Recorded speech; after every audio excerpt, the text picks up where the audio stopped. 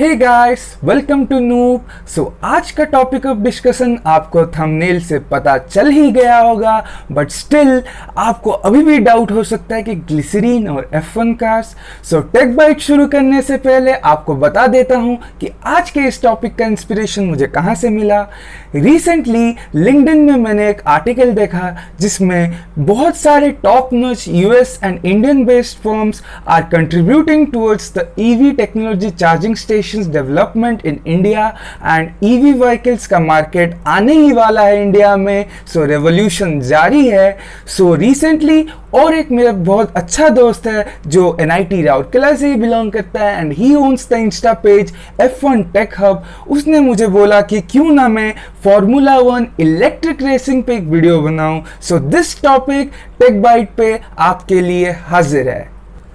चलो दोस्तों, स्टार्ट करने से पहले थोड़ा बैक स्टोरी जान लेते हैं। हाँ दोस्तों, 2011 को जब जीन टॉड डिनर के टाइम प्रेसिडेंट ऑफ FIA उन्होंने ये आइडिया पिच किया था टू पॉलिटिशियंस एंटोनियो तजानी एंड अलेजेंड्रो अजाद को। तो अलेजेंड्रो अजाद जो कि कंटिन्यूसली मार्केटिंग, टेलीविजन, मोटरस्पोर्ट में इन्वॉल्व थे एंड एंटोनियो अगानी जो कंटिन्यूसली रेवोल्यूशनराइज करना चाहते थे ऑटोमोबाइल इंडस्ट्री को इलेक्ट्रिफिकेशन से। उन्हें आइडिया बहुत पसंद आया एंड हाँ दोस्तों, 2014 को इसका फर्स्ट सीजन आया, Formula E championships and also known as ABB FIA Formula E car रेसिंग्स।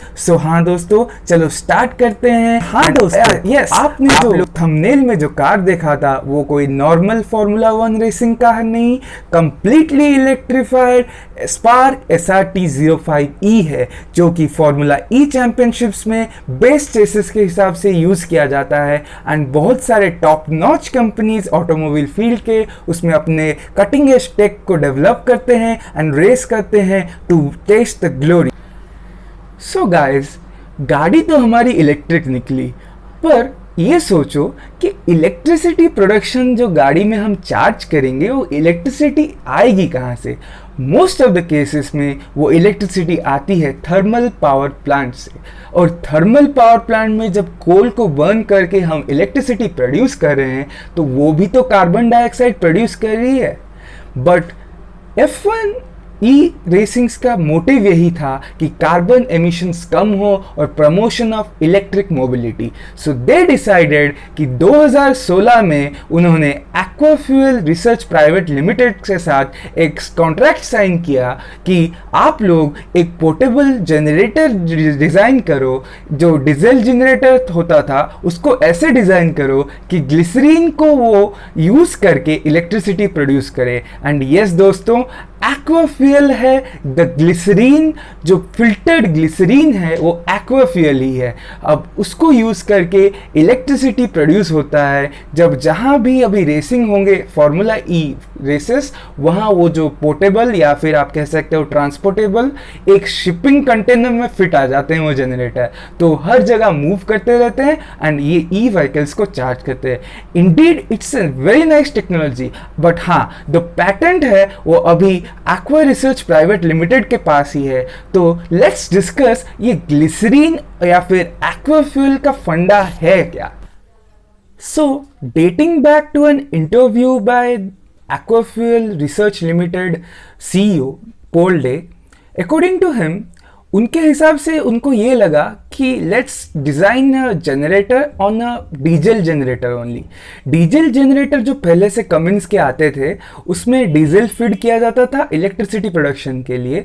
उन्होंने डीजल को सब्सटीट्यूट किया ग्लिसरीन से एंड एक अपना कंबशन साइकिल जो वो पेटेंट होल्ड करते हैं उसको जब उन्होंने ट्राई आउट किया तो फाइंड आउट कि डीजल से ज़्यादा एफिशिएंसी दे रहा था ग्लिसरीन। एंड ट्रस्ट मी, सबसे इंटरेस्टिंग बात यह है कि ग्लिसरीन जो फीड किया जा रहा है वो कोई रॉ प्रोडक्ट नहीं है, that is a by product of biodiesel production. Biodiesel production जो ग्रीन एनर्जी कंपनी कर रही थी उनके साथ टाई अप किया और जो बाय प्रोडक्ट निकला वो, तो बाय प्रोडक्ट को यूज करके इलेक्ट्रिसिटी प्रोडक्शन हो रहा है। आप खुद ही सोचो कितना ग्राउंड ब्रेकिंग स्टफ है। And above all glycerine as a fuel ये कुछ टेक्नोलॉजी 2016 का नहीं है। जनरेटर डिज़ाइन 2016 में किए थे वो लोग, पर 2009 में ही उन लोगों ने ये रिसर्च किया था कि ग्लिसरॉल और glycerine in the crude form can be used as a fuel. So 2009 तो आज 2020 हो गया, एंड मुझे अगर कुछ ही महीने पहले पता चला है इसके बारे में, आई थिंक बहुत लोग जो देख रहे हो उनको भी अभी पता चला होगा। So we need to buck up, technology बहुत आगे है, एडवांस्ड है, हम लोग को बकअप करना चाहिए। और जो सबसे इंटरेस्टिंग बात मुझे लगी उनके इंटरव्यू में, he mention that if you want to show the world what technology can do, you need to bring it to market. अभी हर चीज़ अगर रिसर्च पेपर में ही रखोगे, रिसर्च पेपर के बाहर नहीं लाना चाहोगे, बस व्हाट्सएप स्टेटस में मेरा रिसर्च पेपर पब्लिश हो गया, देन टू बी ऑनेस्ट कुछ फ़ायदा नहीं है। जो रिसर्च कर रहे हो उसको मार्केट में लाओगे, तभी टेक्नोलॉजी क्या कर सकती है आप वर्ल्ड को दिखा सकते हो। That inspires me a lot, and बहुत लोगों को इंस्पायर करेगी ऑब्वियसली। एंड अबव ऑल कुछ पॉइंट्स जो उन्होंने बोले, वो जो क्रूड ग्लिसरीन का वो यूज़ करते हैं, उसको एक फ़िल्टर करके वो यूज़ करते हैं, उसके बारे में जो बेसिकली मैं पॉइंट्स बोलते जाता हूँ। The first point being glycerine while burning completely produces negligible soot। अब सूट क्या होता है? देखो, अगर कोई फ्यूल इनकम्प्लीट कंबशन कर रहा है तो कुछ मैटर पीछे छोड़ेगा, कुछ कार्बन जलेगा, तो लाइक सूट प्रोड्यूस होगा। But since glycerine completely almost completely burn हो रहा है तो सूट नेग्लिजिबल है। एंड देखो, अगर एक कंटेनर है, उस कंटेनर में तुम्हारा जो पर्टिकुलर बर्निंग के बाद पर्टिकुलर मैटर आके मिल रहा है तो गंदा हो रहा है फ्यूल, बट इसमें क्या होता है, नेग्लिजिबल है, तो फ्यूल वैसे ही मतलब परफेक्ट फॉर्म में ही रहेगा। एंड सेकेंड थिंग उन्होंने ये बोला कि जो इंजेक्शन सिस्टम रहता है फ्यूल का, जो डीजल इंजन में होता था, डीजल जब इंजेक्ट करते थे तो लुब्रिकेसी रहती थी, बट जब ग्लिसरीन यूज किया ये पाया गया कि ग्लिसरीन की lubricity is better than diesel, so obviously efficiency भी बढ़ गई होगी। तो this all proves that glycerine holds like lot of benefits over diesel.